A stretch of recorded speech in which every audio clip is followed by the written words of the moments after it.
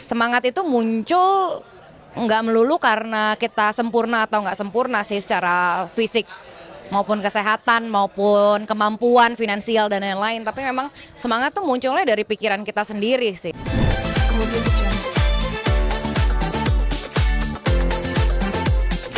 Ya, tanggapannya nih tentang seorang pelajar SD setiap hari gendong adiknya yang difabel sambil bawa dagangan ke sekolah, gimana perasaan lo pas dengar?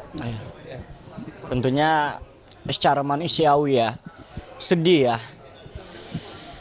Ya apa ya, ikut terharu gitu, maksudnya kayak kurang bersyukur apa coba diri kita yang kadang bilang, kok hidup gua gini-gini amat ya. Tanpa kita sadari banyak orang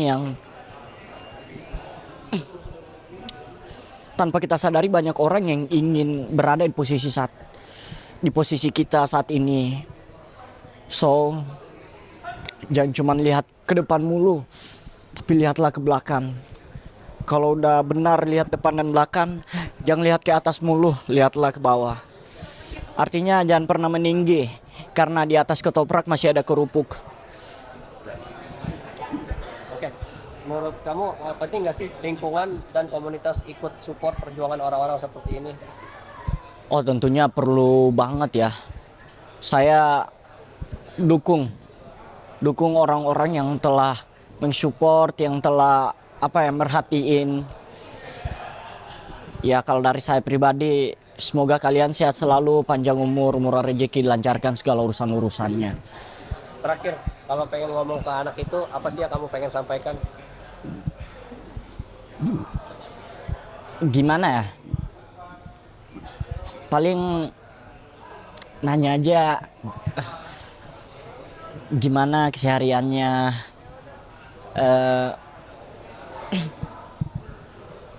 udah berdamai belum dengan diri sendiri, kayak iya kan, yang merasa ya begitulah. Mungkin bisa dibilang emang gak ada yang sempurna ya di muka dunia ini ya, di muka bumi ini gak ada yang sempurna. Jadi setiap orang punya kekurangan dan setiap kekurangan itu dijamin pasti ada kelebihan.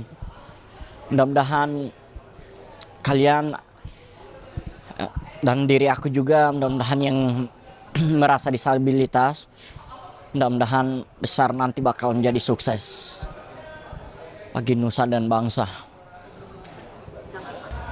Iya, sebenarnya itu jadi satu motivasi dan juga inspirasi sih menurut aku, karena ya kita dihadapkan dengan kenyataan bahwa dalam keterbatasan pun orang masih bisa tetap berusaha, tetap bekerja keras, tidak kehilangan arah dan tidak putus asa gitu. Jadi itu semoga bisa jadi satu peristiwa atau satu kejadian yang bisa membuat kita juga lebih semangat dalam menjalani hidup ya.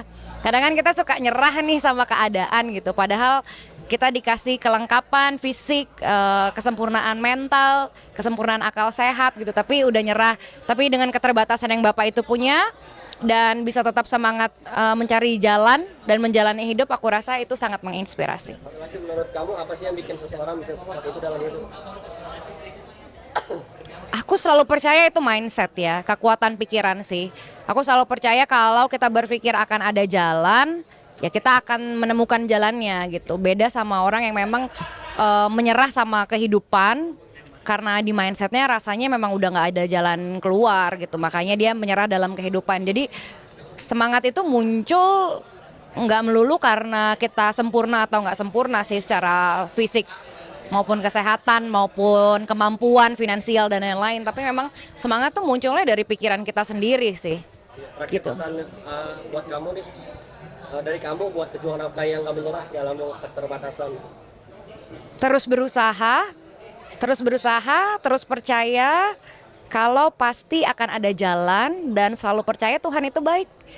Tuhan akan memberikan kebaikan kepada mereka yang selalu berusaha dan berdoa. Thank you. Ya.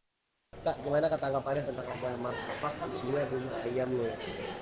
Oke, itu pastinya jadi suatu inovasi yang menarik ya. Dari segi rasa, jujur aku belum pernah cobain nih. Nah, cuman tadi melihat sedikit ya, sekilas, kayaknya cukup cocok ya secara tekstur, kan luarnya crunchy, dalamnya dia lembut. Dan yang mungkin secara teknis penting, nah bubur ayamnya itu memang dicampur sama telur. Jadi pada saat dimasak itu tuh teksturnya bisa ngeset ya, nggak bleber kemana-mana. Cuman nggak tahu nih, apakah si perbandingan telur dan juga bubur ayamnya tuh cukup atau dia masih kayak hancur ya, tapi yang pasti bikin penasaran. Kalau kamu sendiri disuguhin, berani coba nggak? Melihat proses pembuatannya itu terlihat sangat-sangat normal ya, jadi pastinya berani coba. Kira-kira rasanya enak atau malah aneh sih kalau bubur ayam dikombinasiin sama martabak? Nah mungkin kalau tadi lagi ya, kalau telurnya dia cukup, ya dia seperti martabak telur tapi teksturnya lebih lembek, kayaknya lebih lembut. Tapi kalau misalnya telurnya kurang, pasti agak ambiar. Tapi balik lagi, kayaknya kan kita sudah terbiasa dengan tekstur bubur ya. Mungkin kalau mengganggu sih enggak, tapi cocok apa enggak cocoknya harus nyobain langsung. Menurut kamu inovatif atau malah bikin pusing perut tuh? Itu balik lagi gimana rasa, karena kadang itu ya suatu makanan yang inovatif itu tuh bisa diuji ketika mungkin setelah dijual apakah laku atau enggak. Nah itu balik lagi kan ke selera pasar ya, jadi memang harus dites. Terakhir, kalau dikasih tantangan bikin makanan yang nyeleneh, kamu mau gabungin apa sama apa nih? Waduh, ini pertanyaan mendadak ya. Ya mungkin bisa kreasi-kreasi martabak yang nggak umum ya, banyak banget yang bisa kita isi ke dalam martabak. Apanya? Tunggu tanggal main ya. Apa ya? Ya mungkin bisa martabak dicampur sama ini ya, makanan-makanan western atau Korea, mungkin yang sesuatu yang baru tapi kayaknya cocok juga. Oke, sip. Makasih Kak. Makasih. Kak, tanggapannya nih tentang ada martabak isi bubur ayam, seperti apa sih ngeliatnya? Ngelihatnya jadi pingin makan dan pingin tak sogo, tak sogo. Martabak pingin tak sogo. Gimana nih, kalau kamu disuguhin martabak isi bubur ayam, berani coba nggak? Berani dong, karena aku suka bubur ayam, suka juga martabak. Mungkin itu adalah perpaduan yang sempurna. Kira-kira rasanya enak atau malah aneh sih? Mungkin aneh, tapi enak. Nggak tahu, belum pernah coba. Menurut kamu itu inovatif atau malah bikin pusing perut tuh? Inovatif. Kalau masalah pusing perut, belum pernah coba, jadi perutnya belum pusing. Oke, kalau dikasih tantangan bikin makanan yang nyeleneh, kamu mau gabungin apa sama apa nih? Kan ini ada martabak sama bubur ayam. Kalau kamu kebayang nggak sih mau gabungin apa sama apa gitu? Kebayang. Apa tuh? Mau bikin coklat pete. Coklat pete. Iya, coklat isi pete. Kenapa alasannya tuh? Kamu emang suka coklat sama pete? Nggak pernah coba.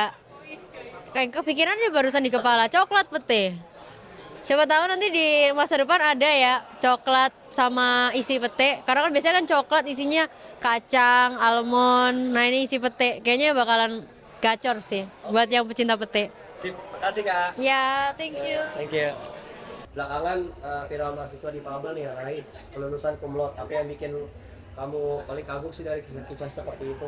Pastilah kan bisa menjadi inspirasi buat semua orang ya, bahwa mengenyam pendidikan itu bukan cuma buat orang-orang yang ibarat kata yang dikasih kesempurnaan, tapi buat teman-teman kita dengan keterbatasan, dengan kekurangan itu bisa jadi kelebihan. Apalagi kan buat semuanya di Indonesia adalah wajib belajar, wajib sekolah.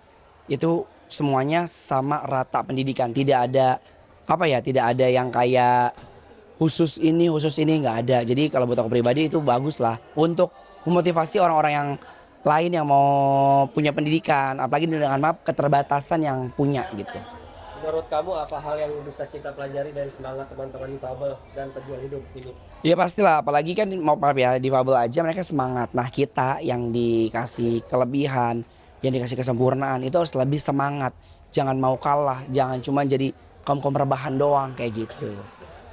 Harapan atau pesan dari kamu nih untuk siapapun yang sedang menjalani masa sulit? Apa?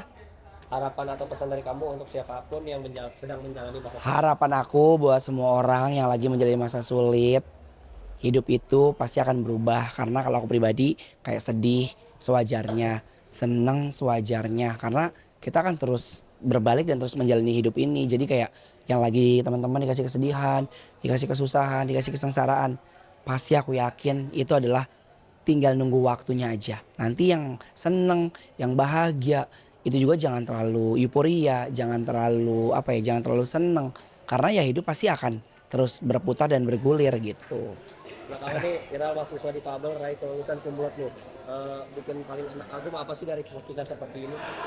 Ya saya pikir bahwa pendidikan itu hak dari setiap masyarakat, pendidikan hak setiap dari warga negara, dan ketika dengan keterbatasan bisa meraih prestasi tertinggi merupakan sebuah inspirasi dan juga merupakan sebuah momentum yang menurut saya sangat-sangat menginspirasi kita semua, apalagi buat semua masyarakat, baik yang memang juga ada keterbatasan maupun yang tidak ada keterbatasan. Artinya ada yang bilang kan sky is the limit, langit yang menjadi batasannya. Ini membuktikan sekali lagi bahwa ketika kita ada keinginan, ketika kita ada kemauan, maka ada jalan di sana. Jadi luar biasa menginspirasi apa yang didapatkan ini gitu. Menurut Anda apa sih hal yang bisa kita pelajari dari semangat teman-teman di Fabel dan pejuang hidup ini? Yang pertama, tetap mensyukuri dengan segala apa yang dimiliki. Itu yang paling pertama. Artinya teman-teman ini sudah bisa menerima keadaannya, dan kemudian juga adalah kita-kita yang bisa dibilang punya kesempatan yang juga sama tapi belum memanfaatkan. Ya inilah momentum kita untuk melihat bahwa kita juga bisa mendapatkan inspirasi dari siapapun juga gitu loh. Dan yang ketiga adalah bahwa kita tidak bisa lagi melihat ada yang berbeda, ada yang tidak berbeda gitu loh. Kita semua sama. Selama kita masih ada kehidupan, kita semua sama. Tinggal apa yang mau kita dapatkan, apa yang kita mau lakukan dalam kehidupan ini gitu loh. Harapan dan pesan kamu nih untuk siapapun yang sedang menjalani masa sulit. Battle of life tiap manusia beda-beda. Ada orang yang kelihatannya happy tapi kita nggak pernah tahu apa yang di dalamnya. Ada yang memang kelihatannya penuh keterbatasan tapi dia tetap semangat dalam kehidupannya. Jadi pesanku adalah jangan membanding-bandingkan keadaan kita dengan keadaan orang lain. Jalani kehidupan kita sebaik mungkin, dan yang jelas apapun yang kita lakukan usahakan untuk bisa menjadi inspirasi juga buat orang lain. Karena once kita membandingkan dengan orang lain, standar kita menjadi standar yang lebih rendah dibandingkan kita menghargai dan melakukan apa yang bisa kita lakukan dengan sebaik mungkin. Masalahnya kita sekarang hidup dalam kehidupan yang melihat sosmed orang, yang padahal kita nggak tahu apakah itu real atau tidak gitu. Jadi fokus saja dengan apa yang kita miliki, fokus saja apa yang kita bisa jalanin, do your best, dan mudah-mudahan kita bisa menginspirasi orang.